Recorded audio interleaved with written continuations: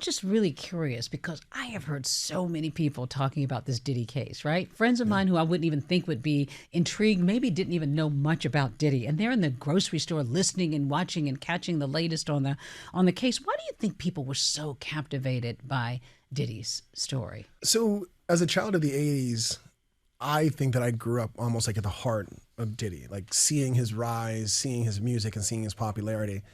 But I think regardless of how you came into his story, whether you saw it at the beginning or the tail end, there was something that attracted you to his fame and his popularity and his charisma.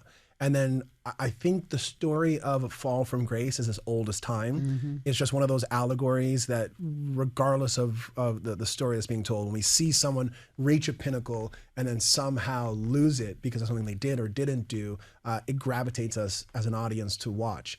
And so me being in my late 30s, oh God, my late 30s. And those were the days. Yeah. And my brother and sister who are in their early 20s, and then my parents who are in their 60s, we're all talking about this. Mm. And it's the strangest thing that connects multiple generations of just watching someone who had reached the pinnacle of what they could, and then this fall from grace, and then seeing, is it a fall? Is it not a fall? Are the allegations true? And then of course, in many cases, we don't see the allegations that they're being accused of, or to see parts of it, and then to see the Cassie video. I think that pulled us all everybody into talked this. about that. I think that's when it really blew up, that like, this is something.